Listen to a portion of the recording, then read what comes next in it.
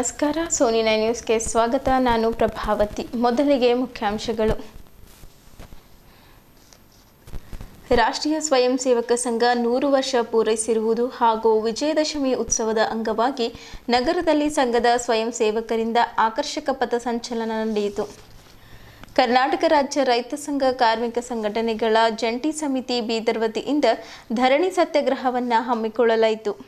ಪ್ರತಿ ಎಕರೆಗೆ 25,000 ಪರಿಹಾರ ನೀಡಿ ಬೆಳೆ ಸಾಲ ಮನ್ನಾ ಮಾಡಲು ಸೋಮನಾಥ್ ಪಾಟೀಲ್ ಆಗ್ರಹ. ಭಾಲ್ಕಿ ಪುರಸಭೆ ಮುಖ್ಯಾಧಿಕಾರಿ ಕಾರ್ಬಾರಿಯನ್ನ ಅಮಾನತು ಮಾಡಿ ಸಂಗಮೇಶ್ ಭೂರೆ.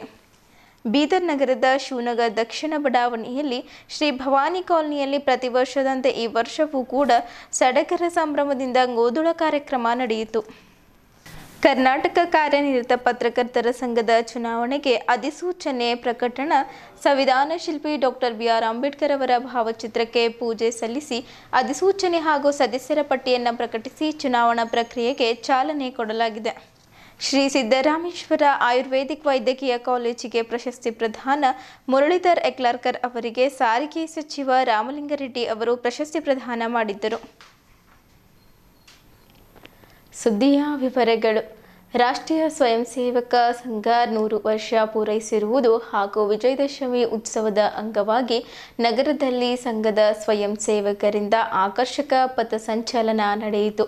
ಸ್ವಯಂ ಸೇವಕರು ಸಂಘದ ಸಮವಸ್ತ್ರ ಧರಿಸಿ ಕೈಯಲ್ಲಿ ಲಾಠಿ ಹಿಡಿದು ಪಥಸಂಚಲನದಲ್ಲಿ ಪಾಲ್ಗೊಂಡಿದ್ದರು. ನಗರದ ಸರಸ್ವತಿ ಶಾಲೆಯಿಂದ ಆರಂಭಗೊಂಡ ಪಥಸಂಚಲನವು ಡಾಕ್ಟರ್ ಬಿ.ಆರ್. ಅಂಬೇಡ್ಕರ್ ವೃತ್ತ, ಕ್ರಾಂತಿ ಗಣೇಶ್ ಹಕ್ಕಂಜ್ ಕಮಾನ್ ಜೂನಿಯರ್ ಕಾಲೇಜ್, ವಿನಾಯಕ್ ವೃತ್ತ, ಚೌಬಾರ ಪಾಂಡುರಂಗ ಮಂದಿರ, ವನವಾಸಿ ರಾಮ ಮಂದಿರ, ಬಸವೇಶ್ವರ ವೃತ್ತ, ಭಗತ್ ಸಿಂಗ್ ವೃತ್ತ, ಶಿವಾಜಿ ವೃತ್ತ, ಹರಳಯ್ಯ ವೃತ್ತ, ಗುದ್ಗೆ ಆಸ್ಪತ್ರೆ, ಕನ್ನಡಾಂಬೆ ವೃತ್ತದ ಮಾರ್ಗವಾಗಿ ಸಾಯಿಶಾಲೆ ಮೈದಾನಕ್ಕೆ ತಲುಪಿತು.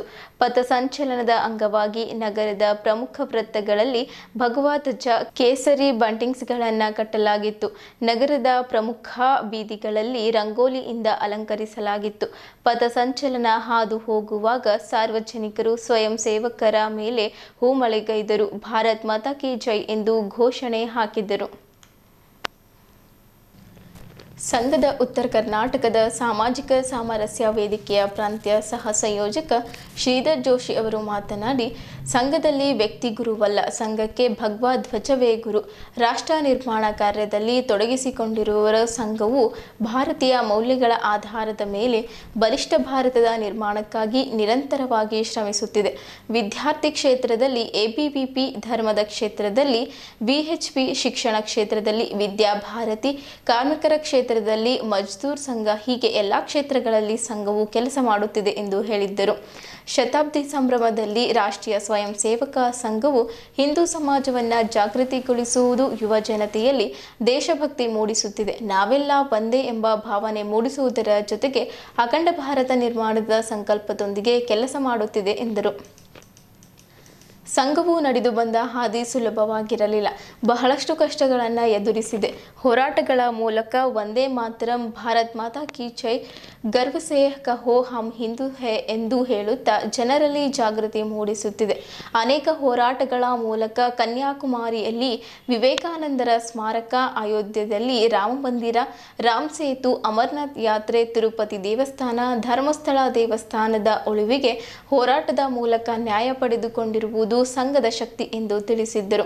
ಮುಖ್ಯ ಅತಿಥಿಗಳಾಗಿದ್ದ ಗುರುದ್ವಾರ ನಾನಕ್ ಜೀರಾದ ಜಗಜಿತ್ ಸಿಂಗ್ ಮಾತನಾಡಿ, ಸಂಘವು ದೇಶಾದ್ಯಂತ ಶಾಖೆಗಳ ಮೂಲಕ ಯುವಕರಲ್ಲಿ ಸಂಸ್ಕಾರ, ಸೇವೆ ಹಾಗೂ ದೇಶಭಕ್ತಿ ಕಲಿಸಿ ರಾಷ್ಟ್ರ ನಿರ್ಮಾಣ ಕೆಲಸದಲ್ಲಿ ತನ್ನನ್ನು ತಾನು ತೊಡಗಿಸಿಕೊಂಡಿದೆ ಎಂದು ಹೇಳಿದರು. ಈ ಸಂದರ್ಭದಲ್ಲಿ ಸಂಘದ ಪ್ರಮುಖರಾದ ಹನುಮಂತರಾವ್ ಪಾಟೀಲ್, ಶಿವರಾಜ್ ಹಲ್ಶೆಟ್ಟಿ, ಶಿವಲಿಂಗ್ ಕುಂಬಾರ್, ಕೃಷ್ಣಾರೆಡ್ಡಿ, ಭಾರ್ಗವ್ ಚಾರಿ, ರಾಮಚಂದ್ರ, ಕಮಲಾಕರ್ ಸ್ವಾಮಿ, ಜಗನ್ನಾಥ್ ರೆಡ್ಡಿ, ಶಾಸಕ ಡಾಕ್ಟರ್ ಶೈಲೇಂದ್ರ ಕೆ ಬೆಲ್ದಾಳೆ, ಕೇಂದ್ರದ ಮಾಜಿ ಸಚಿವ ಭಗವಂತ್ ಖೂಬಾ, ಬಿಜೆಪಿ ಜಿಲ್ಲಾಧ್ಯಕ್ಷ ಸೋಮನಾಥ್ ಪಾಟೀಲ್, ಮುಖಂಡರಾದ ಬಾಬು ವಾಲಿ, ರಘುನಾಥ್ ರಾವ್ ಮಲ್ಕಾಪುರೆ, ಬಾಬುರಾವ್ ಮಧುಕಟ್ಟಿ, ಎನ್ಆರ್ ವರ್ಮಾ, ಗುರುನಾಥ್ ಚಾಂತಿಕರ್, ಈಶ್ವರ್ ಸಿಂಗ್ ಠಾಕೂರ್, ಗುರುನಾಥ್ ರಾಜ್ಗೀರ, ಪೀರಪ್ಪ ಔರಾದೆ, ವಿಜಯ್ ಕುಮಾರ್ ಪಾಟೀಲ್ ಕಾದ್ಗಿ, ಶಶಿ ಹೊಸಳ್ಳಿ, ಮಹೇಶ್ವರ್ ಸ್ವಾಮಿ, ಬಿ ಶೆಟ್ಟಿ ಖ್ಯಾಮ, ನಿತಿನ್ ಕರ್ಪೂರ್ ಹಾಗೂ ಸೇರಿದಂತೆ ಇತರರು ಇದ್ದರು. ಪ್ರವೀಣ್ ಅವರು ವೈಯಕ್ತಿಕ ಗೀತೆ ಹಾಡಿದ್ದರು. ರವಿಚಂದ್ರ ಅವರು ನಿರೂಪಿಸಿದರೆ, ವೆಂಕಟ್ ಪಾಟೀಲ್ ವಂದಿಸಿದ್ದರು.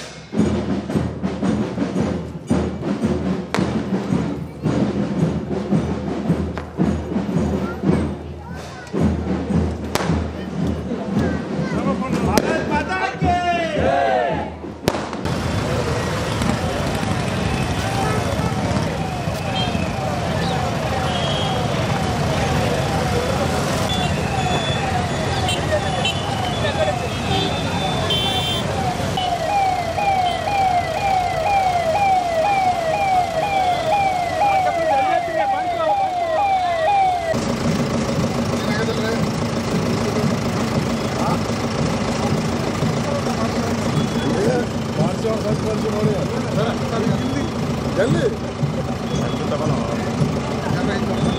ಸರ್ ಮುಂದೆ ಬರ್ತಾರೆ ಸರ್ ಬೇಸಿಗೆ ಸರ್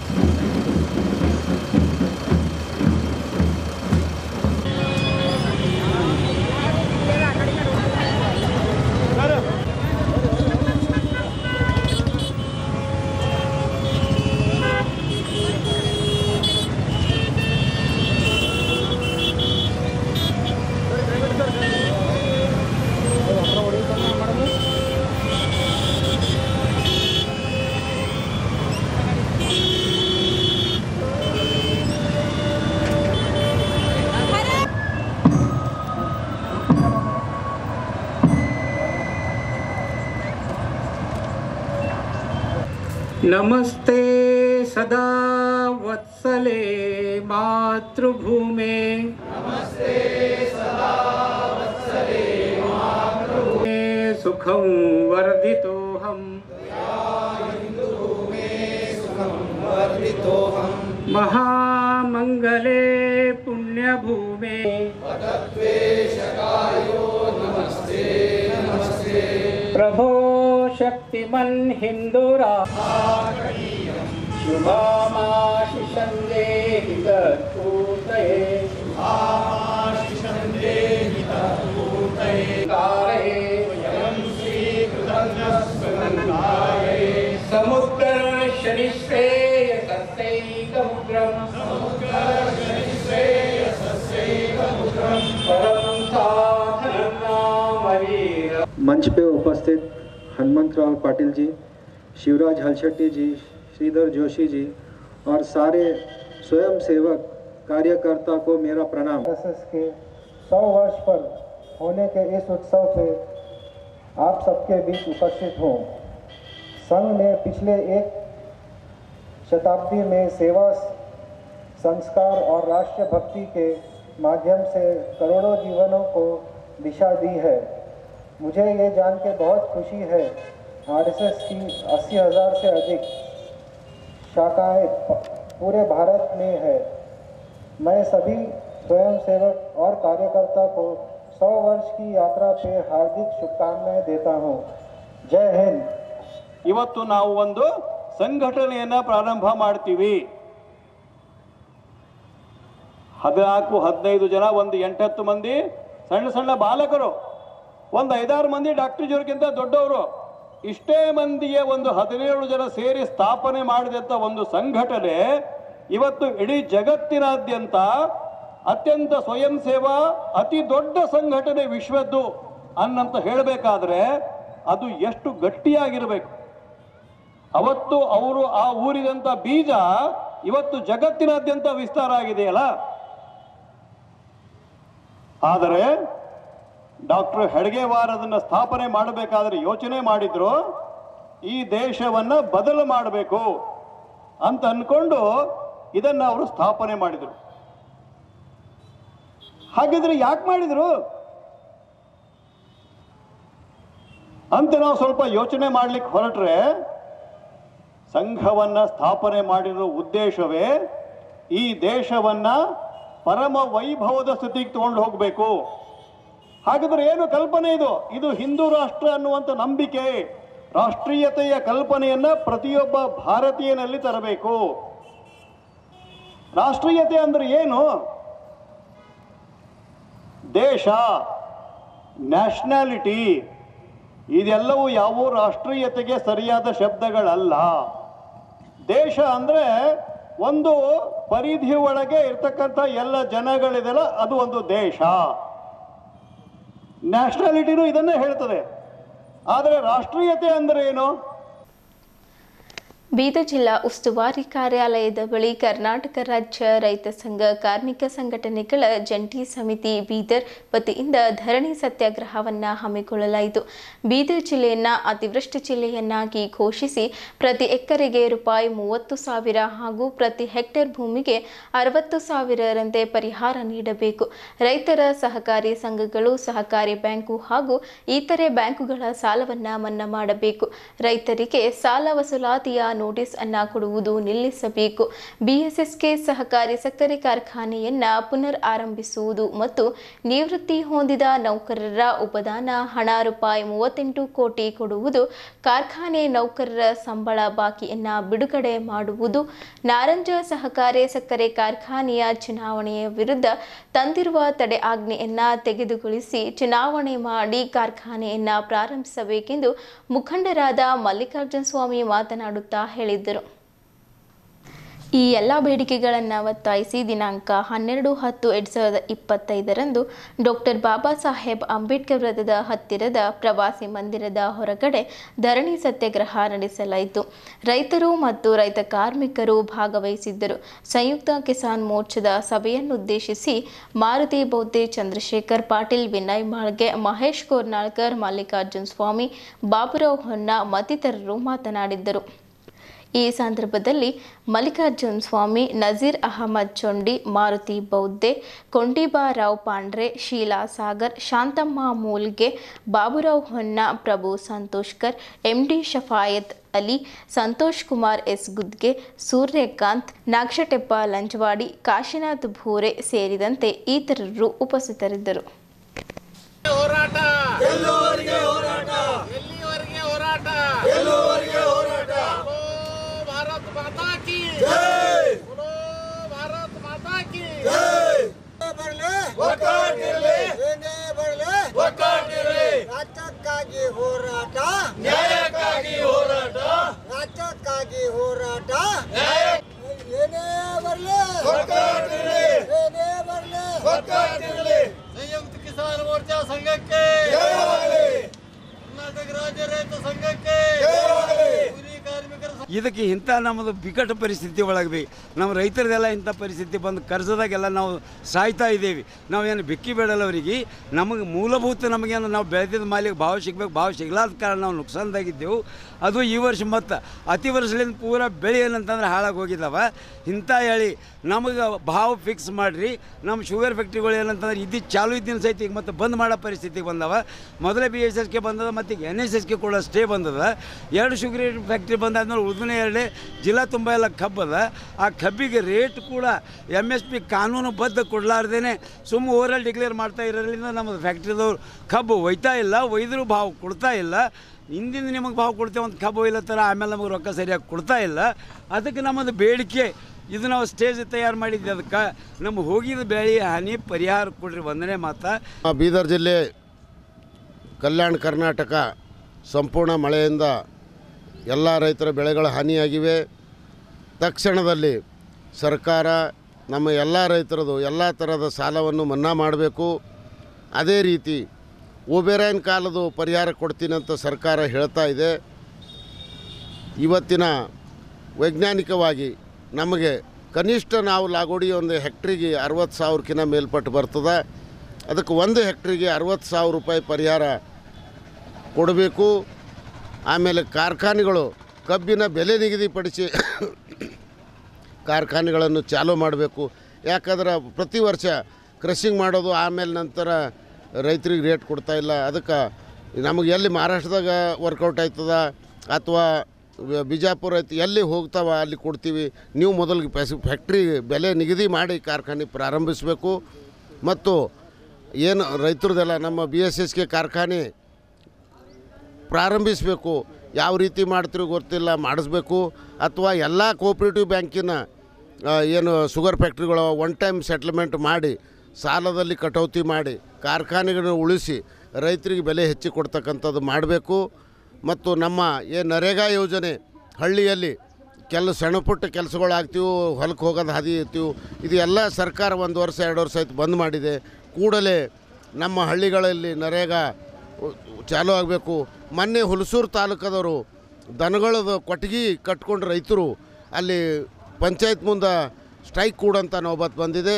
ಕೂಡಲೇ ರೈತರಿಗೇನು ನರೇಗಾ ಒಳ್ಳೆಯ ಉಪಯೋಗ ಇದೆ, ಅದನ್ನು ಚಾಲೂ ಮಾಡಬೇಕಂತ ತಮ್ಮ ಮುಖಾಂತರ ಒತ್ತಾಯ ಮಾಡ್ತೀವಿ. ನಮ್ಮ ಸಮಸ್ಯೆ ಬಗೆಹರಿಯವರೆಗೆ ನಾವು ಇಲ್ಲೇ ಧರ್ನಾ ಸತ್ಯಾಗ್ರಹ ಕೂಡ್ತೀವಿ. ಮತ್ತು ಇನ್ನೂ ಸರ್ಕಾರ ಅದಕ್ಕೆ ನಮ್ಮ ಕಡೆ ನೋಡದೇ ಇದ್ದರೆ ಇನ್ನೂ ಯಾವ ರೀತಿ ಹೋರಾಟ ಮಾಡಬೇಕಂತ ನಾವು ವಿಚಾರ ಮಾಡಿ ಎಲ್ಲ ಸಂಯುಕ್ತ ಕಿಸಾನ್ ಮೋರ್ಚಾ ವತಿಯಿಂದ ನಾವು ಐಲಾನ್ ಮಾಡ್ತೀವಿ. ನೆರೆಯ ಮಹಾರಾಷ್ಟ್ರ ಸರ್ಕಾರದ ಮಾದರಿಯಲ್ಲಿ ಪ್ರತಿ ಎಕರೆಗೆ 25,000 ಪರಿಹಾರ ನೀಡಬೇಕು ಹಾಗೂ ಬೆಳೆ ಸಾಲ ಮನ್ನಾ ಮಾಡುವಂತೆ ಬಿಜೆಪಿ ಜಿಲ್ಲಾಧ್ಯಕ್ಷ ಸೋಮನಾಥ್ ಪಾಟೀಲ್ ಆಗ್ರಹಿಸಿದರು.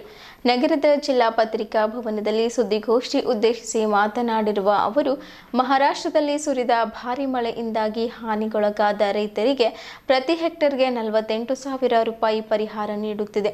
ಜಿಲ್ಲೆಯ ರೈತರಿಗೂ ಕನಿಷ್ಠ ಹೆಕ್ಟರ್ಗೆ 50,000 ರೂಪಾಯಿ ಪರಿಹಾರ ಕೊಡಬೇಕು. ದೀಪಾವಳಿ ಹಬ್ಬದೊಳಗೆ ರೈತರ ಖಾತೆಗೆ ಹಣ ಜಮೆ ಮಾಡಬೇಕು ಎಂದು ಒತ್ತಾಯಿಸಿದರು. ಜೂನ್ನಿಂದ ಇದುವರೆಗೆ ಸುರಿದ ಮಳೆ ಮತ್ತು ನೆರೆಗೆ ಜಿಲ್ಲೆಯಲ್ಲಿ ಸುಮಾರು 2 ಲಕ್ಷಕ್ಕೂ ಅಧಿಕ ಹೆಕ್ಟೇರ್ ಪ್ರದೇಶದಲ್ಲಿ ಮುಂಗಾರು ಬೆಳೆಗಳು ಹಾನಿಯಾಗಿವೆ. ಜಿಲ್ಲೆಯ 7 ಕಡೆ ಬೆಳೆ ಹಾನಿ ವೀಕ್ಷಣೆ ಮಾಡಲಾಗಿದ್ದು, ಎಲ್ಲೆಡೆ ರೈತರು ತಮ್ಮ ಮುಂದೆ ಗೋಳು ತೋಡಿಕೊಂಡಿದ್ದರು. ಕೃಷಿ ಜೊತೆಗೆ ತೋಟಗಾರಿಕೆ ಬೆಳೆಗಳು ಸಹ ನಷ್ಟವಾಗಿವೆ ಎಂದರು. ಜಿಲ್ಲೆಯಲ್ಲಿ 90% ಹೆಸರು, ಉದ್ದು, ಸೋಯಾ, ಅವರೆ, ತೊಗರಿ, ಹತ್ತಿ ಇತರೆ ಬೆಳೆಗಳು ಸಂಪೂರ್ಣ ಹಾಳಾಗಿವೆ. ಆದರೆ ಜಿಲ್ಲಾಡಳಿತವು ಸರ್ಕಾರಕ್ಕೆ ಬರೀ 1.66 ಲಕ್ಷ ಹೆಕ್ಟೇರ್ ಪ್ರದೇಶದ ಬೆಳೆಗಳು ಹಾಳಾಗಿವೆ ಎಂದು ಅವೈಜ್ಞಾನಿಕ ವರದಿ ಸಲ್ಲಿಸಿದೆ. ಆದರೆ ವಾಸ್ತವದಲ್ಲಿ 2 ಲಕ್ಷಕ್ಕೂ ಅಧಿಕ ಹೆಕ್ಟೇರ್ಗಳಲ್ಲಿ ಬೆಳೆ ಹಾನಿಯಾಗಿದೆ. 67% ಬೆಳೆ ಹಾನಿಗೊಳಗಾದ ರೈತರ ಮಾಹಿತಿಯೇ ಸಂಗ್ರಹಿಸಿಲ್ಲ. ಹೀಗಾಗಿ ಸರ್ಕಾರ ಮತ್ತೊಮ್ಮೆ ಕೃಷಿ ಮತ್ತು ಕಂದಾಯ ಇಲಾಖೆಯಿಂದ ಜಂಟಿ ಸರ್ವೆ ನಡೆಸಿ ವರದಿ ತಯಾರಿಸಿ ಎಲ್ಲ ರೈತರಿಗೆ ಪರಿಹಾರ ನೀಡಬೇಕೆಂದು ಒತ್ತಾಯಿಸಿದರು. ಮುಂದುವರಿದು ಮಾತನಾಡುತ್ತಾ, ರೈತರ ಪರಿಹಾರದ ಹಣ ಬ್ಯಾಂಕ್ನವರು ಯಾವುದೇ ಕಾರಣಕ್ಕೂ ಸಾಲ ಕಡಿತ ಮಾಡಿಕೊಳ್ಳಬಾರದು. ರೈತರಿಗೆ ಹಣ ಕೊಡದಿದ್ದರೆ ಅಂತಹ ಬ್ಯಾಂಕ್ ವಿರುದ್ಧ ಹೋರಾಟ ಮಾಡಲಾಗುವುದೆಂದು ಎಚ್ಚರಿಸಿದರು. ಬಿಜೆಪಿ ರಾಜ್ಯ ಕಾರ್ಯದರ್ಶಿಯಾದ ಶಾಸಕ ಡಾಕ್ಟರ್ ಶೈಲೇಂದ್ರ ಬೆಲ್ದಾಳೆ, ಶಾಸಕ ಪ್ರಭು ಚವ್ಹಾಣ್, ಕೇಂದ್ರದ ಮಾಜಿ ಸಚಿವ ಭಗವಂತ್ ಖೂಬಾ, ಬುಡಾ ಮಾಜಿ ಅಧ್ಯಕ್ಷ ಬಾಬುವಾಲಿ ಮಾತನಾಡಿದ್ದರು. ಮಳೆ ಮತ್ತು ನೆರೆ ಪ್ರವಾಹದಿಂದಾಗಿ ಜಿಲ್ಲೆಯ ರೈತರು ತತ್ತರಿಸಿ ಹೋಗಿದ್ದಾರೆ.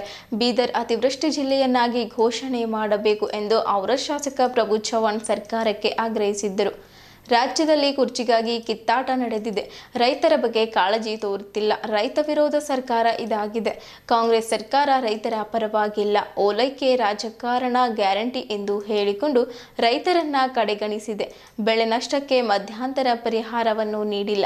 ಸಮೀಕ್ಷೆಯನ್ನು ಸರಿಯಾಗಿ ಮಾಡುತ್ತಿಲ್ಲ. ರೈತರ ಸಾಲ ಮನ್ನಾ, ಮರು ಸಮೀಕ್ಷೆ ಸೇರಿ ನಾನಾ ಬೇಡಿಕೆಗಳ ಈಡೇರಿಕೆಗೆ ಆಗ್ರಹಿಸಿ ಅಕ್ಟೋಬರ್ 18ರಂದು ಔರಾದ್ನಲ್ಲಿ ಬೃಹತ್ ಪ್ರತಿಭಟನೆ ಹಮ್ಮಿಕೊಳ್ಳಲಾಗಿದೆ ಎಂದರು. ಧಾರಾಕಾರ ಸುರಿದ ಮಳೆ ನೆರೆ ಪ್ರವಾಹದಿಂದಾಗಿ ಹಾನಿಗೊಳಗಾದ ಪ್ರದೇಶಗಳನ್ನು ಮುಖ್ಯಮಂತ್ರಿ ಸಿದ್ದರಾಮಯ್ಯನವರು ಕಾಟಾಚಾರಕ್ಕೆ ವೈಮಾನಿಕ ಸಮೀಕ್ಷೆ ನಡೆಸಿದ್ದಾರೆ. ಅತಿವೃಷ್ಟಿ ಭೂಮಿ ಮೇಲೆ ಕಾಲಿಡದೆ ಭೂತಾಯಿಗೆ ದ್ರೋಹ ಬಗೆದಿದ್ದಾರೆ ಎಂದು ಕೇಂದ್ರದ ಮಾಜಿ ಸಚಿವ ಭಗವಂತ್ ಖೂಬಾ ಆಕ್ರೋಶ ವ್ಯಕ್ತಪಡಿಸಿದ್ದರು. ರಾಜ್ಯ ಸರ್ಕಾರವು ರೈತರ ಸಂಕಷ್ಟ ಗಂಭೀರವಾಗಿ ಪರಿಗಣಿಸಲಿಲ್ಲ. ಪಂಚ ಗ್ಯಾರಂಟಿ ಮುಂದಿಟ್ಟು 5 ವರ್ಷ ರಾಜ್ಯವನ್ನ ಅಧೋಗತಿ ಮಾಡುವ ಸಂಕಲ್ಪ ಮಾಡಿದೆ. ರೈತರ, ಬಡವರ, ಕಾರ್ಮಿಕರ ಶಾಪ ಸಿಎಂ, ಡಿಸಿಎಂ ಸೇರಿ ಸಚಿವ ಸಂಪುಟದ ಎಲ್ಲ ಸಚಿವರಿಗೆ ತಟ್ಟಲಿದೆ. ಜಿಲ್ಲಾ ಉಸ್ತುವಾರಿ ಸಚಿವರಿಗೆ ಮಾನ ಮರ್ಯಾದೆ ಇದ್ದರೆ 2-3 ದಿನದೊಳಗೆ ಬೆಳೆಹಾನಿ ಪರಿಹಾರ ರೈತರ ಖಾತೆಗೆ ಜಮಾ ಮಾಡಬೇಕೆಂದು ಆಗ್ರಹಿಸಿದ್ದರು. ಜಿಲ್ಲೆಯ ರೈತ ಬೆಳೆ ಸಾಲ ಮನ್ನಾ ಮಾಡಬೇಕು. ಸಂಕಷ್ಟದಲ್ಲಿರುವ ರೈತರಿಗೆ ಹಿಂಗಾರು ಬಿತ್ತನೆಗಾಗಿ ಉಚಿತ ಬೀಜ, ರಸಗೊಬ್ಬರ ವಿತರಣೆ ಮಾಡಬೇಕು. ಮಳೆಯಿಂದ ಹಾನಿಗೊಳಗಾದ ರೈತರಿಗೆ ಪ್ರತಿ ಹೆಕ್ಟರ್ಗೆ 50,000 ರೂಪಾಯಿ ಪರಿಹಾರ ಹಣ ದೀಪಾವಳಿ ಹಬ್ಬದೊಳಗೆ ಅವರ ಖಾತೆಗೆ ಜಮೆ ಮಾಡಬೇಕು. ರೈತರ ಸಂಪೂರ್ಣ ಸಾಲ ಮನ್ನಾ, ಬೆಳೆ ಹಾನಿ ಮತ್ತು ಬೆಳೆ ವಿಮೆ ಪರಿಹಾರ ನೀಡುವುದು ಸೇರಿ ನಾನಾ ಬೇಡಿಕೆಗಳ ಈಡೇರಿಕೆಗೆ ಒತ್ತಾಯಿಸಿ ಬಿಜೆಪಿಯು 10,000 ರೈತರೊಂದಿಗೆ ಬಸವ ಕಲ್ಯಾಣದಲ್ಲಿ ಅಕ್ಟೋಬರ್ 17ರಂದು ಬೃಹತ್ ಪ್ರತಿಭಟನೆ ನಡೆಸಲಾಗುತ್ತಿದೆ. ಈ ಸಂದರ್ಭದಲ್ಲಿ ಕಿರಣ್ ಪಾಟೀಲ್, ಗುರುನಾಥ್ ರಾಜ್ಗೀರ, ಬಸವರಾಜ್ ಪವಾರ್, ಗುರುನಾಥ್ ಝಾಂತಿಕರ್, ಶ್ರೀನಿವಾಸ್ ಚೌಧರಿ ಸೇರಿದಂತೆ ಇತರರಿದ್ದರು. ನಾನು ಈ ಒಂದು ಪತ್ರಿಕಾಗೋಷ್ಠಿಯ ಮುಖಾಂತರ ಸರ್ಕಾರಕ್ಕೆ ಮತ್ತೊಂದ್ಸಲ ಎಚ್ಚರಿಸ್ತೀವಿ. ಆದಷ್ಟು ಶೀಘ್ರ ರೈತರ ಖಾತೆಗೆ ಮಹಾರಾಷ್ಟ್ರ ಮಾದರಿಯಲ್ಲಿ ಒಂದು ಪರಿಹಾರ ಧನ ಘೋಷಣೆ ಮಾಡಬೇಕು. ರೈತರ ಖಾತೆಗೆ ಶೀಘ್ರ ಜಮೆ ಮಾಡಬೇಕು ಮತ್ತು ಅವರ ಸಾಲ ಮನ್ನಾ, ಬೆಳೆ ಸಾಲ ಮನ್ನಾ ಮಾಡಬೇಕು. ಕನಿಷ್ಠ ಎಕರೆಗೆ 25,000 ರೂಪಾಯಿ ಒಂದು ಪರಿಹಾರ ಧನ ಕೊಡಬೇಕು ಮತ್ತು ಆದಷ್ಟು ಶೀಘ್ರ ಆ ಇನ್ಸೂರೆನ್ಸ್ ಕಂಪನಿಯ ಮೇಲೆ ಒತ್ತಡ ಹಾಕಿ, ಇವತ್ತು ಜಿಲ್ಲಾ ಉಸ್ತುವಾರಿ ಸಚಿವರಿಗೂ ಕೂಡ ಅಷ್ಟೇ ಮಹತ್ವದ ಜವಾಬ್ದಾರಿ ಇತ್ತು. ಇವೆಲ್ಲ ಈ ರೀತಿ ಆಗ್ಲಿಕ್ಕೆ ಅವರು ಕೂಡ ಕಾರಣೀಭೂತರಾಗಿದ್ದಾರೆ. ಅದಕ್ಕೆ ಅವರಿಗೂ ಒತ್ತಾಯ ಮಾಡ್ತೀನಿ, ನಮ್ಮ ಜಿಲ್ಲೆಯಲ್ಲಿ ಮತ್ತೊಂದು ಸಲ ರೀಸರ್ವೆ ಆಗಬೇಕಿದೆ. ಯಾವ ರೈತರ ಬೆಳೆಗಳಿಗೆ ಎಲ್ಲರಿಗೆ ನ್ಯಾಯಯುತವಾಗಿ, ಯಾಕಂದ್ರೆ ಕೇವಲ ಸುಮ್ಮನೆ ಆ ನದಿ ದಂಡೆಗೊಂಟ ಸರ್ವೆ ಮಾಡಿ ಒಳಗಡೆ ಇರುವಂತ ಎಲ್ಲ ರೈತರದು ಎಲ್ಲ ತಾಲೂಕಿನಲ್ಲಿ ಬೆಳೆ ಲಾಸ್ ಆಗಿವೆ. ಇವತ್ತು ಮುಖ್ಯಮಂತ್ರಿ ನಾಮಕೆ ವಾಸ್ತೆ ಎಲ್ಲಿ ಹೆಲಿಕಾಪ್ಟರ್ ತಗೊಂಡು ಎಲ್ಲಿ ಏನು ನೋಡಿದ್ರೆ ಗೊತ್ತಿಲ್ಲ. ಅದಕ್ಕಾಗಿ ಸರ್ಕಾರ ರೈತ ವಿರೋಧಿ ಸರ್ಕಾರ ಇದೆ. ನಾವು ಯಾವ ಕಾರಣಕ್ಕೆ ಬಿಡಲ್ಲ. ನಮ್ಮ ರಾಜ್ಯಾಧ್ಯಕ್ಷ ಯಾವ ಥರ ಸೂಚನೆ ಕೊಡ್ತಾರೆ, ಜಿಲ್ಲಾಧ್ಯಕ್ಷರು ಯಾವ ಥರ ನಾನು ಹೋರಾಟ ಮಾಡ್ತೀವಿ. 17 ತಾರೀಕಿಗೆ ನಮ್ಮ ಔರಾದ್ನಲ್ಲಿ ದೊಡ್ಡ ಪ್ರಮಾಣದಲ್ಲಿ ನಾನು ರೈತರ ಜೊತೆ ಪ್ರತಿಭಟನೆ ಮಾಡ್ತಾ ಇದ್ದೀನಿ. ತಹಸೀಲ್ದಾರಾಗಿ ಧಡಕ್ ಮೋರ್ಚಾ ಮಾಡ್ತಾ ಇದ್ದೀನಿ. ಸರ್ಕಾರ ಕೇವಲ ದಿಶಾಬುಲ್ ಮಾಡ್ತಾ ಇದ್ದಾರೆ. ಸರ್ಕಾರ ಬೆಂಕಿ ಹಚ್ತಾ ಇದ್ದಾರೆ. ಕೇವಲ ಅವರವರ ಕುರ್ಚಿಗಾಗಿ ಜಗಳ ಮಾಡ್ತಾ ಇದ್ದಾರೆ. ನಮ್ಮ ರೈತರಿಗೆ ನೋಡ್ತಾ ಇಲ್ಲ. ರೈತರು ಬಹಳ ಕಂಗಾಲಾಗಿದ್ದಾರೆ. ರೈತರು ಯಾರು ನೋಡ್ತಾ ಇಲ್ಲ. ನಾನು ಇವತ್ತು ಕಮಾನಗರ್ನಲ್ಲಿ ಬೀಜ ವಿತರಣೆ ಮಾಡಿದ್ದೀನಿ. ನೋಡಿದ್ರೆ ರೈತರು ಎಷ್ಟು ಸಿಟ್ಟಿತ್ತು. ಸರ್ ನಮ್ಮ 10 ಎಕರೆ ಹೋಯ್ತು ಸರ್, ಸೋಯಾ ಹೋಯ್ತು, ಹೆಸರು ಹೋಯ್ತು, ತೊಗರಿ ಹೋಯ್ತು, ಉಳಿದು ಎಲ್ಲ ಕ್ರ್ಯಾಪ್ ಹೋಗಿದೆ. ಆದರೆ ಸರ್ಕಾರ ಯಾವ ಥರ ಸರ್ವೆ ಮಾಡ್ತಾರ, ಕಣ್ಮುಚ್ಚಿ ಸರ್ವೆ ಮಾಡ್ತಾ ಇದ್ದಾರೆ, ಏನು ಮಾಡ್ತಾ ಆಗ್ತಾ ಇಲ್ಲ. ಅದಕ್ಕಾಗಿ ನಾನು ವಿರೋಧಿ MLA ಆಗಿ ಸರ್ಕಾರಕ್ಕೆ, ಮುಖ್ಯಮಂತ್ರಿಗೆ, ಎಲ್ಲ ಅಧಿಕಾರಿಗೆ ಇಂಜಾರ್ ಬಿಟ್ಟರೆ ಇದಷ್ಟು ಸುಳ್ಳು ಮಾಹಿತಿ ಹೇಳ್ತಾ ಇದ್ದಾರೆ. ಇನ್ನು ಹೇಳ್ತಾ ಇದ್ರು ನಾವು ಹೀಗೆ ಕೊಡ್ತಾ ಇದ್ದೀನಿ, ಹೀಗೆ ಯಾರು ಕೊಡ್ತಾ ಇದ್ರಿ ಒಂದು ಬರಲಿರಿ, ಫಸ್ಟು ಕೊಡ್ತಾ ಇದ್ದೀನಿ ಅಷ್ಟೇ. ಆದರೆ ಇಂದಿನ ಮುಖ್ಯಮಂತ್ರಿಗಳು ಅತಿವೃಷ್ಟಿಯ ಭೂಮಿಯ ಮೇಲೆ ಅವ್ರ ಪಾದ ಸ್ಪರ್ಶನೆ ಮಾಡಿದ್ರು ಮತ್ತು ಅವರ ಸಚಿವರುಗಳು ಕೂಡ ಆ ಭೂಮಿ ತಾಯಿ ಎಷ್ಟು ದ್ರೋಹ ಬಗೆತಾ ಇದ್ದಾರೆ ಅಂದ್ರೆ ಎಲ್ಲ ಮಾಧ್ಯಮದ ಮಿತ್ರರಿಗೆ ಗೊತ್ತಿದೆ, ಎಲ್ಲ ರೈತರಿಗೆ ಗೊತ್ತಿದೆ. ನಾಚಿಕೆ ಬರಬೇಕನ್ನಿಸ್ತದೆ ಒಬ್ಬ ಅನ್ನದಾತನಿಗೆ. ಯಾವ ಅನ್ನದಾತ ಎಲ್ಲರ ಬೆನ್ನೆಲುಬಂತೀವೋ ಆ ಅನ್ನದಾತನಿಗೆ ಇಷ್ಟು ದ್ರೋಹ ಬಗೆಯುವುದು, ನಿರ್ಲಕ್ಷ್ಯ ತೋರುವುದು ಖಂಡಿತವಾಗಿಯೂ ಬಡವರ ಮತ್ತು ರೈತ ಕಾರ್ಮಿಕರ ಮತ್ತು ರೈತರ ಶಾಪ. ಸಿದ್ದರಾಮಯ್ಯನ ಸಂಪೂರ್ಣ ಸಂಪುಟ ದರ್ಜಾದ ಎಲ್ಲ ಸಚಿವರುಗಳಿಗೆ ಮತ್ತು ಮುಖ್ಯಮಂತ್ರಿ ಮತ್ತು ಉಪಮುಖ್ಯಮಂತ್ರಿಗಳಿಗೆ ತಟ್ತದ ಅಂತ ಹೇಳ್ತಾರೆ. ಒಂದೇ ಒಂದು ವಿನಂತಿ ಮಾಡಿಕೊಳ್ಳುವುದು, ನಮ್ಮ ಜಿಲ್ಲಾ ಉಸ್ತುವಾರಿ ಸಚಿವರು ಕೂಡ ಬುರುಡೆ ಬಿಡ್ತಾನೆ ಇದ್ದಾರೆ. 60 ವರ್ಷದ ಬುಡ ಬಿಡೋದ್ರಲ್ಲಿ ರಾಜಕಾರಣ ಮಾಡ್ಕೊತಾನೆ ಬೆಳೆ ಬೇಯಿಸ್ಕೊಂಡ್ರು. ದೀಪಾವಳಿ ಮುಂಚೆ ನಾವು ಹಣ ಬಿಡುಗಡೆ ಬಿಡ್ತೀವಿ ಅಂತ.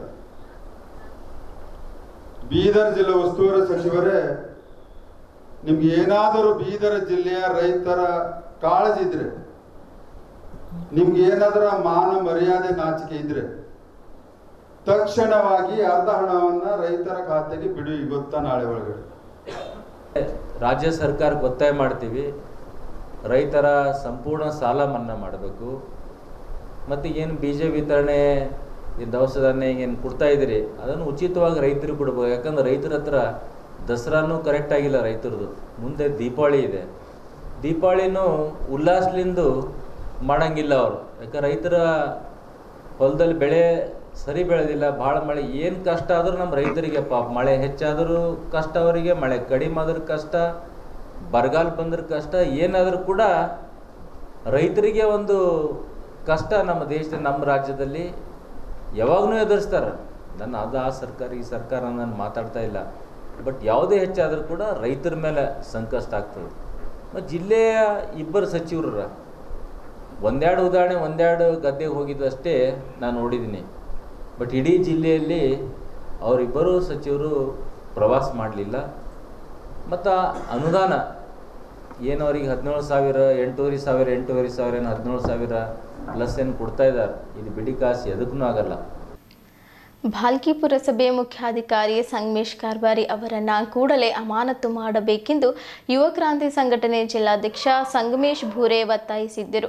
ನಗರದ ಜಿಲ್ಲಾ ಪತ್ರಿಕಾ ಭವನದಲ್ಲಿ ಪತ್ರಿಕಾಗೋಷ್ಠಿ ಉದ್ದೇಶಿಸಿ ಮಾತನಾಡಿರುವ ಅವರು, ಭಾಲ್ಕಿ ಪುರಸಭೆಯಲ್ಲಿ ವ್ಯಾಪಕ ಭ್ರಷ್ಟಾಚಾರ ನಡೆಯುತ್ತಿದೆ.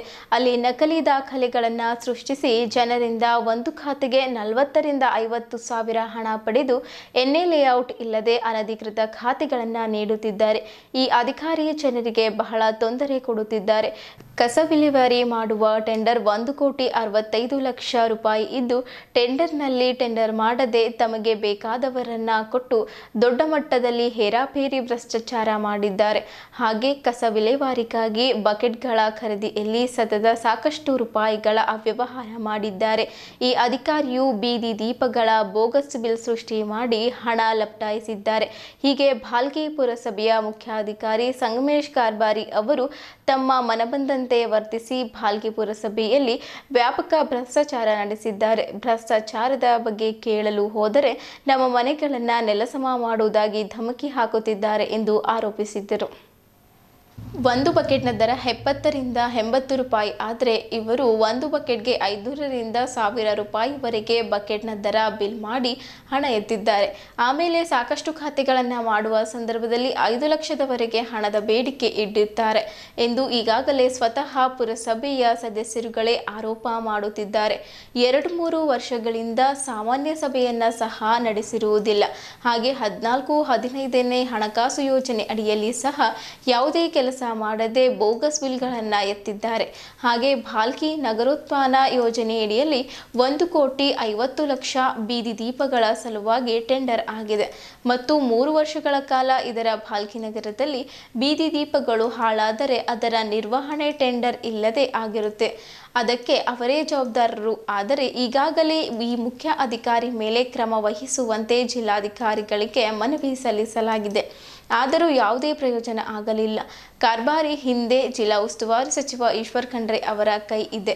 ಹೀಗಾಗಿ ಅವರು ಇಷ್ಟು ರಾಜ್ಯಾರೋಷವಾಗಿ ಮೈಮರೆತಿದ್ದಾರೆ. ಈಗ ನಾವು ಪೌರಾಡಳಿತ ಸಚಿವ ರಹೀಂ ಖಾನ್ ಅವರಿಗೆ ದೂರು ಸಲ್ಲಿಸುವುದರಿದ್ದೇವೆ. ಅವರು ಯಾವುದೇ ಮುಲಾಜಿಲ್ಲದೆ ಕ್ರಮ ವಹಿಸುತ್ತಾರೆಂಬ ಭರವಸೆ ಇದೆ. ಅವರು ಸಹ ಇದೇ ರೀತಿ ಮಾಡಿದ್ದರೆ ದೀಪಾವಳಿ ನಂತರ ಉಗ್ರ ಹೋರಾಟ ನಡೆಸಲಾಗುವುದೆಂದು ಭೂರೆ ಎಚ್ಚರಿಸಿದ್ದರು. ಸಂಘಟನೆಯ ಪ್ರಧಾನ ಕಾರ್ಯದರ್ಶಿ ರಾಜ್ಕುಮಾರ್ ಹಳ್ಕೇಡ್ಕರ್, ಉಪಾಧ್ಯಕ್ಷ ಸಚಿನ್ ಮೊಳ್ಕೆರೆ ಸೇರಿದಂತೆ ಇತರರು ಪತ್ರಿಕಾಗೋಷ್ಠಿಯಲ್ಲಿದ್ದರು. ನೋಟಿಸ್ ಕೊಡ್ಲತ್ತಾರ, ನಿಮ್ಮ ಮನೆ ನಾವು ಕೆಡ್ತೇವೆ ಅಂತ. ಯಾಕೆ ನಮ್ಗೆ ಕೇಳೋ ಅಧಿಕಾರ ಇಲ್ವಾ? ಇದು ನಿಜಾಂಶಾಹಿ ಸರ್ಕಾರ ಅದನ, ಹುಕುಂಶಾಹಿ ಸರ್ಕಾರ ಅದ. ನೀವೊಂದು ಜನ ಸೇವಕ, ನಮ್ಮ ಒಬ್ಬ ಅಧಿಕಾರಿ ಜನಸೇವಕನು ನಮ್ಮಳೆ ದಬ್ಬಾಳಿಕೆ ಮಾಡ್ತೀರಾ? ಇದನ್ನು ಸಂಗಮೇಶ್ ಕಾರ್ಬಾರಿ ಕೂಡಲೇ ಸುಧಾರಿಸ್ಕೊಳ್ಬೇಕು. ಮತ್ತು ನಾವು ನಮ್ಮದೊಂದು ಬೀದರ್ ಜಿಲ್ಲೆಯವರಾದಂಥ ಪುರಸಭೆ ಸಚಿವರು ನಮ್ಮ ರವಿಕಾಂತ್ ಸಾಹೇಬರು ಇಲ್ಲಿನವರೇ ಅರ. ಇದ್ರ ಬಗ್ಗೆ ಅವರು ಕುಲಂಕುಷವಾಗಿ ಪರಿಶೀಲಿಸಬೇಕು. ಮತ್ತು ಅವರು ರವಿಕಾಂತ್ ಸಾಹೇಬರು ಸಹ ಯಾರಿಗೂ ಸಹ ಅಂಜದೆ ನಿಪಕ್ಷಪಾತವಾಗಿ ತನಿಖೆ ನಡೆಸಿ ನಮ್ಮೇನು ಭ್ರಷ್ಟ ಇವರು ಪುರಸಭೆ ಮುಖ್ಯಾಧಿಕಾರಿ ಸಂಗಮೇಶ್ ಕಾರ್ಬಾರಿ ಅವರ ಅವ್ರಿಗೆ ಕೂಡಲೇ ಒಂದು 7-8 ದಿವಸದಲ್ಲಿ ತನಿಖೆ ನಡೆಸಿ ಅಮಾನತು ಮಾಡಬೇಕು. ಇಲ್ಲಾಂದ್ರೆ ನಮ್ಮ ಯುವ ಕ್ರಾಂತಿ ಸಂಘಟನೆ ವತಿಯಿಂದ ಒಂದು 15 ದಿವಸಗಳಲ್ಲಿ ಆಗಲ್ಲಂದ್ರೆ ದೀಪಾವಳಿ ಹಬ್ಬ ಮಾಡೋ ಜಿಲ್ಲಾಧಿಕಾರಿ ಕಚೇರಿ ಎದುರುಗಡೆ ನಾವು ಧರಣಿ ಸತ್ಯಾಗ್ರಹ ಮಾಡ್ತೇವೆ ಅಂತಂದು ಹೇಳಿ ನಾನು ಎಚ್ಚರಿಕೆಯನ್ನು ಕೊಡ್ತೇನೆ. ಬೀದರ್ ನಗರದ ಶಿವನಗರ ದಕ್ಷಿಣ ಬಡಾವಣೆಯಲ್ಲಿ ಶ್ರೀ ಭವಾನಿ ಕಾಲನಿಯಲ್ಲಿ ಪ್ರತಿ ವರ್ಷದಂತೆ ಈ ವರ್ಷವೂ ಕೂಡ ಸಡಗರ ಸಂಭ್ರಮದಿಂದ ಶಾರದೀಯ ನವರಾತ್ರಿ ಉತ್ಸವ ಹಮ್ಮಿಕೊಳ್ಳಲಾಗಿತ್ತು. ಈ ವರ್ಷದ ವಿಶೇಷತೆ ಏನೆಂದರೆ ದೇವಸ್ಥಾನ ನಿರ್ಮಿಸಿ 25 ವರ್ಷ ಕಳೆದು ಬೆಳ್ಳಿ ಮಹೋತ್ಸವವನ್ನು ಆಚರಿಸಲಾಯಿತು. ದಿನಾಂಕ 13 ಸೋಮವಾರ ಮುಂಜಾನೆ 9:30ಕ್ಕೆ ಮಹಾಮಂಗಳಾರತಿ, ಭವಾನಿ ಮಾತೆಗೆ ವಿಶೇಷ ಪೂಜೆ, ಸಾಯಂಕಾಲ 7 ಗಂಟೆಗೆ ಹೋಳಿಗೆ ಮಹಾಪ್ರಸಾದ ವಿತರಿಸಲಾಯಿತು. ರಾತ್ರಿ 11 ಗಂಟೆಗೆ ಗೋಂದುಳ ಕಾರ್ಯಕ್ರಮವು ದೇವಿಯ ಜಾಗರಣ, ಗೋಂದುಳ ಹಾಡುಗಳು ಮತ್ತು ಭಜನೆ ಮಾಡಿದ್ದರು. ಅಲ್ಲದೆ ದೇವಸ್ಥಾನದ ನವೀಕರಣ ಕಾರ್ಯ ನಡೆಯುತ್ತಿದ್ದು ಭಕ್ತಾದಿಗಳು ಮುಕ್ತ ಹಸ್ತದಿಂದ ಸಹಾಯ ಮಾಡಲು ದೇವಸ್ಥಾನದ ಅರ್ಚಕರಾದ ಸಂಜಯಕುಮಾರ್ ಅವರು ವಿನಂತಿಸಿದ್ದರು. ಈ ಸಂದರ್ಭದಲ್ಲಿ ಸಂಜಯಕುಮಾರ್ ಮಹಾರಾಜ್, ನರಸಿಂಹರಾವ್ ಮೋರೆ, ಅಶೋಕ್ ವೆಂಗೆಂಪಲ್ಲಿ, ಸುರೇಶ್ ಮಾಶೆಟ್ಟಿ, ಶ್ಯಾಮ್ಖಂಡ್ ಸೇರಿದಂತೆ ಶಿವನಗರ್ ಅಲ್ಲದೆ ಸುತ್ತಮುತ್ತಲಿನ ಬಡಾವಣೆಯ ಜನರು ಭಾಗವಹಿಸಿ ದೇವಿಯ ದರ್ಶನ ಪಡೆದು ಪ್ರಸಾದ ಸ್ವೀಕರಿಸಿ ಪುನೀತರಾದರು.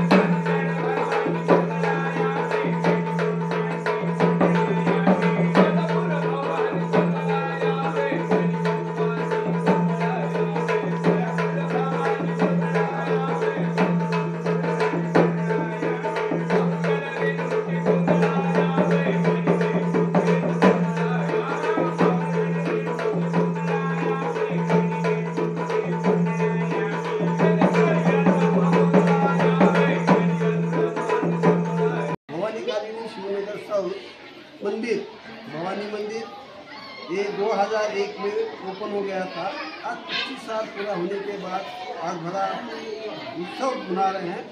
आज तक नवरात्रि का प्रोग्राम हो गया, आज लास्ट गोंदड़ है, इसलिए आज बड़ा पूरन पूरी का प्रसाद रखा गया है त्रिपुरा जनता के लिए। और इसी से अभी 25 साल में हमारा उन्नति हो गया मंदिर का, तो अभी इसे आगे भी और बढ़ने वाला है। इसीलिए तो सब लोगों को विनती है कि सब सहायता करो, मदद करें, क्योंकि अभी ऊपर का काम बाकी है।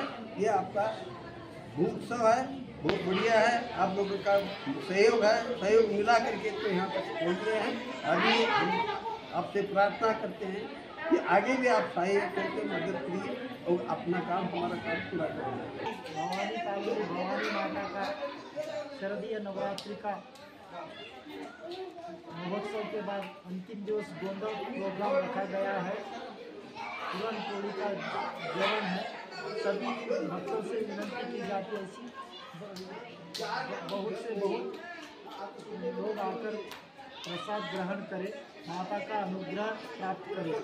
प्लस स्वामी श्री तुलजा भवानी माता की जय, जगदम्बा विश्वपालिनी की जय, आई राजा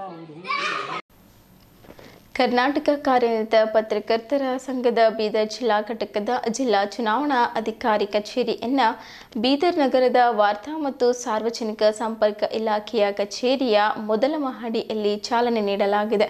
ಸಂವಿಧಾನ ಶಿಲ್ಪಿ ಡಾಕ್ಟರ್ ಬಿ.ಆರ್. ಅಂಬೇಡ್ಕರ್ ಅವರ ಭಾವಚಿತ್ರಕ್ಕೆ ಪೂಜೆ ಸಲ್ಲಿಸಿ ಅಧಿಸೂಚನೆ ಹಾಗೂ ಸದಸ್ಯರ ಪಟ್ಟಿಯನ್ನು ಪ್ರಕಟಿಸಿ ಚುನಾವಣಾ ಪ್ರಕ್ರಿಯೆಗೆ ಚಾಲನೆ ಕೊಡಲಾಗಿತ್ತು. ಜಿಲ್ಲಾ ಚುನಾವಣಾಧಿಕಾರಿ ಶಶಿಕಾಂತ್ ಎಸ್ ಚಂಬಳ್ಳಿ, ನೋಡಲ್ ಅಧಿಕಾರಿಗಳಾದ ಮಹೇಶ್ ಕುಲಳ್ಳಿ, ವಿಜಯ್ ಕೃಷ್ಣ, ಸಹಾಯಕ ಚುನಾವಣಾಧಿಕಾರಿಗಳಾದ ಮಹಾರುದ್ರ ಡಾಕುಳುಗಿ, ಸತ್ಯಜಿತ್ ಇವರು ಜಂಟಿ ಪತ್ರಿಕಾಗೋಷ್ಠಿ ನಡೆಸಿ ಅಧಿಸೂಚನೆ ಹೊರಡಿಸಿದ್ದಾರೆ. ಜಿಲ್ಲಾ ಚುನಾವಣಾಧಿಕಾರಿ ಮಾತನಾಡಿ, ಈ ಸಾಲಿನ ನವೆಂಬರ್ 9ರಂದು ಭಾನುವಾರ ಬೆಳಗ್ಗೆ 9ರಿಂದ ಮಧ್ಯಾಹ್ನ 3ರವರೆಗೆ ಅಗತ್ಯವಿದ್ದಲ್ಲಿ ಮತದಾನ ಅಲ್ಲದೆ ಮಧ್ಯಾಹ್ನ 3:30ರ ನಂತರ ಮತಗಳ ಎಣಿಕೆ ಹಾಗೂ ಫಲಿತಾಂಶ ಪ್ರಕಟಣೆ ಮಾಡಲಾಗುವುದು ಎಂದರು. ಜಿಲ್ಲಾ ಚುನಾವಣಾಧಿಕಾರಿ ಮಾತನಾಡಿ, ಈ ಸಾಲಿನ ಅಕ್ಟೋಬರ್ 13ರಂದು ಮತದಾರರ ಕರಡು ಪಟ್ಟಿ ಪ್ರಕಟಿಸಲಾಗಿದೆ. ಅಕ್ಟೋಬರ್ 16ರಂದು ಮತದಾರರ ಪಟ್ಟಿಯಲ್ಲಿನ ತಿದ್ದುಪಡಿಗೆ ಅರ್ಜಿ ಸಲ್ಲಿಸಲು ಕೊನೆಯ ದಿನಾಂಕ ಇರುತ್ತದೆ. ಅಕ್ಟೋಬರ್ 18ರಂದು ಅಂತಿಮ ಮತದಾರರ ಪಟ್ಟಿ ಪ್ರಕಟಣೆ. ಅಕ್ಟೋಬರ್ 19ರಂದು ನಾಮಪತ್ರ ಸಲ್ಲಿಕೆ ಆರಂಭ. ಅಕ್ಟೋಬರ್ 27 ನಾಮಪತ್ರ ಸಲ್ಲಿಕೆಗೆ ಕೊನೆಯ ದಿನ. ಅಕ್ಟೋಬರ್ 28ರಂದು ನಾಮಪತ್ರಗಳ ಪರಿಶೀಲನೆ. ಅಕ್ಟೋಬರ್ 30ರಂದು ನಾಮಪತ್ರಗಳನ್ನು ಹಿಂಪಡೆಯಲು ಕೊನೆಯ ದಿನವಾಗಿದೆ. ಅಂದೇ ಅಭ್ಯರ್ಥಿಗಳ ಅಂತಿಮ ಪಟ್ಟಿ ಪ್ರಕಟಿಸಲಾಗುವುದು. ನವೆಂಬರ್ 9ರಂದು ಭಾನುವಾರ ಬೆಳಗ್ಗೆ 9ರಿಂದ ಮಧ್ಯಾಹ್ನ 3ರವರೆಗೆ ಅಗತ್ಯವಿದ್ದಲ್ಲಿ ಮತದಾನ. ಅಂದೇ ಮಧ್ಯಾಹ್ನ 3:30ರ ನಂತರ ಮತಗಳ ಎಣಿಕೆ ಹಾಗೂ ಫಲಿತಾಂಶ ಪ್ರಕಟಣೆ ಮಾಡಲಾಗುವುದು ಎಂದರು. ಅಕ್ಟೋಬರ್ 20ರಿಂದ 22ರವರೆಗೆ ದೀಪಾವಳಿ ಹಬ್ಬದ ಪ್ರಯುಕ್ತ ರಜೆ ಇರುತ್ತದೆ ಎಂದು ಚುನಾವಣಾಧಿಕಾರಿಗಳು ತಿಳಿಸಿದ್ದಾರೆ. ಪ್ರತಿದಿನ ಬೆಳಗ್ಗೆ 11ರಿಂದ ಮಧ್ಯಾಹ್ನ 3ರವರೆಗೆ ಚುನಾವಣಾ ಕಚೇರಿ ತೆರೆದಿರುತ್ತದೆ. ಚುನಾವಣೆಗೆ ಸಂಬಂಧಿಸಿದಂತೆ ಯಾವುದಾದರೂ ಮಾಹಿತಿ ಬೇಕಿದ್ದಲ್ಲಿ ನೇರವಾಗಿ ಕಚೇರಿಗೆ ಬಂದು ಲಿಖಿತ ರೂಪದಲ್ಲಿ ಅರ್ಜಿ ಸಲ್ಲಿಸಬೇಕು. ಚುನಾವಣಾಧಿಕಾರಿಗಳು ಹಾಗೂ ಸಿಬ್ಬಂದಿ ಜೊತೆ ಎಲ್ಲರೂ ಸಹಾಯ ಕೊಡಬೇಕು. ಯಾರು ಕೂಡ ಅಶಿಸ್ತಿನಿಂದ ವರ್ತಿಸಬಾರದು. ಪಾರದರ್ಶಕ, ಕಾನೂನುಬದ್ಧವಾಗಿ ಇಡೀ ಚುನಾವಣೆ ನಡೆಯಲಿದೆ. ಇಡೀ ಚುನಾವಣೆ ಪ್ರಕ್ರಿಯೆಯು ವಿಡಿಯೋ ಚಿತ್ರಕರು ನಡೆಯಲಿದೆ ಎಂದು ತಿಳಿಸಿದ್ದಾರೆ. ಕರ್ನಾಟಕ ಕಾರ್ಯನಿರತ ಪತ್ರಕರ್ತರ ಸಂಘಕ್ಕೆ ನವೆಂಬರ್ 9ರಂದು ಚುನಾವಣೆ ಘೋಷಣೆಯಾಗಿದೆ. ಈಗಾಗಲೇ ನೀತಿ ಸಂಹಿತೆ ಕೂಡ ಜಾರಿಯಲ್ಲಿದೆ. ಇಂದು ಅಂದರೆ ಅಕ್ಟೋಬರ್ 13ರಂದು ನಾವು ಚುನಾವಣೆಗೆ ಸಂಬಂಧಪಟ್ಟಂತೆ ಅಧಿಕೃತವಾದ ಅಧಿಸೂಚನೆಯನ್ನು ಹೊರಡಿಸ್ತಾ ಇದ್ದೀವಿ. ಇಂದಿನಿಂದ ಚುನಾವಣೆಗೆ ಸಂಬಂಧಪಟ್ಟಂತೆ ಎಲ್ಲ ರೀತಿಯ ಚುನಾವಣಾ ಪ್ರಕ್ರಿಯೆಗಳು ಆರಂಭಗೊಂಡಿವೆ. ಅಕ್ಟೋಬರ್ 16ರಂದು ಮತದಾರರ ಪಟ್ಟಿಯಲ್ಲಿನ ತಿದ್ದುಪಡಿಗೆ ಯಾವುದಾದರೂ ಆಕ್ಷೇಪಣೆಗಳಿದ್ದರೆ ಅರ್ಜಿಗಳನ್ನು ಸಲ್ಲಿಸಬಹುದು. ಅಂದು ಕಡೆಯ ದಿನಾಂಕ ಆಗಿರ್ತದೆ. ಅದಾದ ನಂತರ ನಾವು ಅಕ್ಟೋಬರ್ 18ರಂದು ಅಂತಿಮ ಕರಡು ಮತದಾರರ ಪಟ್ಟಿಯನ್ನು ಪ್ರಕಟಿಸ್ತೀವಿ. ಮತ್ತು ಅಕ್ಟೋಬರ್ 19ರಿಂದ ನಾಮಪತ್ರ ಸಲ್ಲಿಕೆ ಪ್ರಕ್ರಿಯೆ ಆರಂಭವಾಗ್ತದೆ. ಬೀದರ್ ನಗರದ ವಾರ್ತಾ ಕಚೇರಿ ಇರುವ ಕಚೇರಿಯ ಮೊದಲ ಮಹಡಿಯಲ್ಲಿ ಜಿಲ್ಲಾ ಚುನಾವಣಾಧಿಕಾರಿಯ ಕಚೇರಿಯನ್ನು ಆರಂಭಿಸಲಾಗಿದೆ. ರಜಾ ದಿನಗಳನ್ನು ಹೊರತುಪಡಿಸಿ ಮಿಕ್ಕಿದ ಎಲ್ಲ ದಿನಗಳಲ್ಲಿ ಈ ಕಚೇರಿ ಕೆಲಸ ನಿರ್ವಹಿಸುತ್ತದೆ. ಬೆಳಗ್ಗೆ 11ರಿಂದ ಮಧ್ಯಾಹ್ನ 3 ಗಂಟೆವರೆಗೆ ಇದರ ಕಾಲಾವಕಾಶ. ಈ ಅವಧಿಯಲ್ಲಿ ಯಾರು ಬೇಕಾದರೂ ಬಂದು ಸದಸ್ಯರಾದವರು, ಸಂಘದ ಸದಸ್ಯರಾದ ಯಾರು ಕೂಡ ಬಂದು ಇಲ್ಲಿ ತಮ್ಮ ನಾಮಪತ್ರಗಳನ್ನು ಸಲ್ಲಿಸಬಹುದು. ಯಾರೂ ಕೂಡ ಮೊಬೈಲ್ ಅಥವಾ ಇತರೆ ಮಾಧ್ಯಮಗಳ ಮೂಲಕ ನಾಮಪತ್ರ ಸಲ್ಲಿಸಲು ಅವಕಾಶ ಇಲ್ಲ. ಮತ್ತು ಯಾವುದೇ ರೀತಿಯ ಆಕ್ಷೇಪಣೆಗಳಿದ್ದರೆ ಲಿಖಿತ ರೂಪದಲ್ಲಿ ಕಚೇರಿಗೆ ಬಂದು ಕಚೇರಿಯ ಅವಧಿಯಲ್ಲಿ ಸಲ್ಲಿಸಬೇಕು. ಮೊಬೈಲ್ನಲ್ಲಿ ಅಥವಾ ಹೊರಗೆ ಭೇಟಿಯಾಗಿ ಚರ್ಚಿಸಲು ಯಾವುದೇ ರೀತಿಯ ಅವಕಾಶ ಇಲ್ಲ. ಅದನ್ನು ಭಾಳ ಸ್ಪಷ್ಟವಾಗಿ ಈ ಸಂದರ್ಭದಲ್ಲಿ ಹೇಳೋಕ್ಕೆ ಇಷ್ಟಪಡ್ತೀನಿ. ಇನ್ನು ನಾಮಪತ್ರ ಸಲ್ಲಿಸಲಿಕ್ಕೆ 27ನೇ ತಾರೀಕು ಕೊನೆಯ ದಿನಾಂಕವಾಗಿದೆ. 28ರಂದು ನಾಮಪತ್ರಗಳನ್ನು ಪರಿಶೀಲನೆ ಮಾಡ್ತೀವಿ. 30ರಂದು ನಾಮಪತ್ರಗಳನ್ನು ಹಿಂಪಡೆಯಲು ಕೊನೆಯ ದಿನಾಂಕ ಆಗಿರ್ತದೆ. ಅದೇ ದಿನ ನಾವು ಅಭ್ಯರ್ಥಿಗಳ ಅಂತಿಮ ಪಟ್ಟಿ ಕೂಡ ಪ್ರಕಟಿಸ್ತೇವೆ. ಇನ್ನು ನವೆಂಬರ್ 9ರಂದು ಭಾನುವಾರ ಬೆಳಗ್ಗೆ 9ರಿಂದ ಮಧ್ಯಾಹ್ನ 3ರವರೆಗೆ ಇದೇ ಕಚೇರಿಯಲ್ಲಿ ಮತದಾನ ಪ್ರಕ್ರಿಯೆ ನಡೀತದೆ. ಬ್ಯಾಲೆಟ್ ಪೇಪರ್ನಲ್ಲಿ ಮತದಾನ ಪ್ರಕ್ರಿಯೆ ನಡೀತದೆ. ಇಡೀ ನಾಮಪತ್ರ ಸಲ್ಲಿಕೆ ಇರ್ಬೋದು, ಆಕ್ಷೇಪಣೆ ಮತ್ತು ಮತದಾನ ವ್ಯವಸ್ಥೆ ಇಡೀ ಎಲ್ಲವೂ ಕೂಡ ಒಂದು ವಿಡಿಯೋ ಚಿತ್ರೀಕರಣ ಮಾಡ್ತೀವಿ. ಯಾಕಂದರೆ ಎಲ್ಲವೂ ಕೂಡ ಪಾರದರ್ಶಕವಾಗಿ ಮುಕ್ತವಾಗಿ ಇರಬೇಕು ಎನ್ನುವುದು ಇದರ ಮುಖ್ಯ ಉದ್ದೇಶವಾಗಿದೆ. ಒಂದು ಮತ್ತು ಮತದಾನ ಪ್ರಕ್ರಿಯೆ 3 ಗಂಟೆಗೆ ಮುಗಿತದೆ. ಅದೇ ದಿನ ಮಧ್ಯಾಹ್ನ 3:30 ಗಂಟೆಗೆ ನಾವು ಮತ ಎಣಿಕೆ ಪ್ರಕ್ರಿಯೆಯನ್ನು ಇದೇ ಕಚೇರಿಯಲ್ಲಿ ನಡೆಸ್ತೀವಿ. ಮತ್ತು ಅದೇ ದಿನ ಮತ ಎಣಿಕೆ ಮುಗಿದ ನಂತರ ನಾವು ಫಲಿತಾಂಶ ಕೂಡ ಘೋಷಣೆ ಮಾಡಿ ಪ್ರಮಾಣ ಪತ್ರಗಳನ್ನು ಅಭ್ಯರ್ಥಿಗಳಿಗೆ ವಿತರಣೆ ಮಾಡ್ತೇವೆ. ಇದು ಚುನಾವಣಾ ಕ್ಯಾಲೆಂಡರ್. ಇದು ಇನ್ನು ಈಗಾಗಲೇ ಹೇಳಿದಂಗೆ ಯಾರೂ ಕೂಡ ನಮ್ಮ ಚುನಾವಣಾ ಸಿಬ್ಬಂದಿ ಜೊತೆ ದುರ್ವರ್ತನೆ ಅಥವಾ ಅಶಿಸ್ತಿನಿಂದ ವರ್ತಿಸಬಾರ್ದು. ಎಲ್ಲರೂ ಕೂಡ ಪ್ರಬುದ್ಧ ಪತ್ರಕರ್ತರು. ನೀವು ಯಾವುದೇ ರೀತಿಯ ಆಕ್ಷೇಪಣೆಗಳಿದ್ದರೆ ನೇರವಾಗಿ ಕಚೇರಿ ಸಮಯದಲ್ಲಿ ಬಂದು ಲಿಖಿತ ರೂಪದ ಆಕ್ಷೇಪಣೆಗಳನ್ನು ಸಲ್ಲಿಸಬೇಕು. ಆ ಆಕ್ಷೇಪಣೆಗಳನ್ನು ನಾವು ಕೇಂದ್ರ ಚುನಾವಣಾ ಸಮಿತಿಗೆ ಕಳಿಸ್ಕೊಡ್ತೀವಿ. ಅವರ ಸೂಚನೆಗಳ ಅನ್ವಯ ನಾವು ಮುಂದಿನ ಕ್ರಮವನ್ನು ಕೈಗೊಳ್ತೀವಿ. ಈಗಾಗಲೇ ಕರಡು ಮತದಾರರ ಪಟ್ಟಿ ಸಿದ್ಧಗೊಂಡಿದೆ. ಅದನ್ನು ನಮಗೆ ಕೇಂದ್ರ ಚುನಾವಣಾ ಸಮಿತಿ ಕಳಿಸ್ಕೊಟ್ಟಿದೆ. ಅದನ್ನು ನಾವು ಗೋಡೆಯಲ್ಲಿ ಅಂಟಿಸ್ತಾ ಇದ್ದೀವಿ. ಅದನ್ನು ನೋಡಿ ಯಾರಾದರೂ ಆಕ್ಷೇಪಣೆಗಳಿದ್ರೆ ಸಲ್ಲಿಸ್ಬೋದು. ಅದನ್ನು ನಾವು ಚುನಾವಣಾ ಸಮಿತಿಗೆ ಕಳಿಸ್ಕೊಳ್ತೀವಿ. ಈಗಾಗಲೇ ನಮಗೆ ಮತದಾರರ ಪಟ್ಟಿ ಕಳಿಸ್ಕೊಟ್ಟಿದ್ದಾರೆ. 18ರಂದು ಅಂತಿಮ ಮತದಾರರ ಕರಡು ಪ್ರಕಟಿಸ್ತೀವಿ. ಅದನ್ನು ಆಧರಿಸಿ ಇಡೀ ಚುನಾವಣಾ ಪ್ರಕ್ರಿಯೆಯನ್ನು ನಡೆಸ್ತೀವಿ ನಾವು. ಅದರ ಮೂಲಕ ಗೊತ್ತಾಗ್ತದೆ ಯಾರು ಮತದಾರರು ಯಾರಿಲ್ಲ ಅನ್ನೋದು ಗೊತ್ತಾಗ್ತದೆ. ಹೀಗಾಗಿ ನಮಗೆ ಈಗ ಈ ಸಂದರ್ಭದಲ್ಲಿ ಈ ಅವಧಿಯಲ್ಲಿ ಹೊಸಬರ ಹೆಸರು ಸೇರ್ಪಡೆಗೆ ಅಥವಾ ಅವರ ಹೆಸರು ಡಿಲಿಷನ್ ತೆಗೆಯೋದಕ್ಕೆ ಅವಕಾಶ ಇಲ್ಲ. ಈ ಮಾತನ್ನು ನಾನು ಭಾಳ ಸ್ಪಷ್ಟವಾಗಿ ಈ ಸಂದರ್ಭದಲ್ಲಿ ಹೇಳೋಕ್ಕೆ ಇಷ್ಟಪಡ್ತೀನಿ. ಎಲ್ಲರೂ ಕೂಡ ಮುಕ್ತ ಮತ್ತು ನ್ಯಾಯಸಮ್ಮತ ಚುನಾವಣೆಗೆ ಸಹಕರಿಸಬೇಕು ಅಂತ ಈ ಸಂದರ್ಭದಲ್ಲಿ ಮನವಿ. ಬೆಂಗಳೂರಿನಲ್ಲಿ ನಡೆದ ಸಮಾರಂಭದಲ್ಲಿ ಬೀದರ್ನ ಶ್ರೀ ಸಿದ್ದರಾಮೇಶ್ವರ ಆಯುರ್ವೇದಿಕ್ ವೈದ್ಯಕೀಯ ಕಾಲೇಜು ಆಸ್ಪತ್ರೆ ಹಾಗೂ ಸಂಶೋಧನಾ ಕೇಂದ್ರದ ಅಧ್ಯಕ್ಷ ಮುರಳೀಧರ್ ಎಕ್ಲಾರ್ಕರ್ ಅವರಿಗೆ ಸಾರಿಗೆ ಸಚಿವ ರಾಮಲಿಂಗಾರೆಡ್ಡಿ ಅವರು ಆಯುರ್ವಿದ್ಯಾಭೂಷಣ ಪ್ರಶಸ್ತಿ ಪ್ರದಾನ ಮಾಡಿದ್ದರು. ಇಲ್ಲಿಯ ಶ್ರೀ ಸಿದ್ದರಾಮೇಶ್ವರ ಆಯುರ್ವೇದಿಕ್ ವೈದ್ಯಕೀಯ ಕಾಲೇಜು ಆಸ್ಪತ್ರೆ ಹಾಗೂ ಸಂಶೋಧನಾ ಕೇಂದ್ರಕ್ಕೆ ಬೆಂಗಳೂರಿನಲ್ಲಿ ನಡೆದ ಸಮಾರಂಭದಲ್ಲಿ ಕನ್ನಡಪ್ರಭ ಹಾಗೂ ಏಷ್ಯಾನೆಟ್ ಸುವರ್ಣ ನ್ಯೂಸ್ನ 2025ನೇ ಸಾಲಿನ ಆಯುರ್ವಿದ್ಯಾಭೂಷಣ ಪ್ರಶಸ್ತಿ ಪ್ರದಾನ ಮಾಡಲಾಯಿತು. ಸಾರಿಗೆ ಸಚಿವ ರಾಮಲಿಂಗಾರೆಡ್ಡಿ ಅವರು ಕಾಲೇಜಿನ ಅಧ್ಯಕ್ಷ ಮುರಳೀಧರ್ ಎಕ್ಲಾರ್ಕರ್ ಅವರಿಗೆ ಪ್ರಶಸ್ತಿ ಪ್ರದಾನ ಮಾಡಿದ್ದರು. ಬೆಂಗಳೂರಿನ ಶ್ವಾಸಯೋಗ ಸಂಸ್ಥೆಯ ಜಗದ್ಗುರು ವಚನಾನಂದ ಸ್ವಾಮೀಜಿ, ಮೂಡಬಿದಿರೆಯ ಆಳ್ವಾ ಶಿಕ್ಷಣ ಪ್ರತಿಷ್ಠಾನದ ಅಧ್ಯಕ್ಷ ಡಾಕ್ಟರ್ ಎಂ ಮನೋಹರ್ ಆಳ್ವಾ, ಕನ್ನಡಪ್ರಭ ಪ್ರಧಾನ ಸಂಪಾದಕ ರವಿ ಹೆಗಡೆ ಮತ್ತಿತರರು ಇದ್ದರು.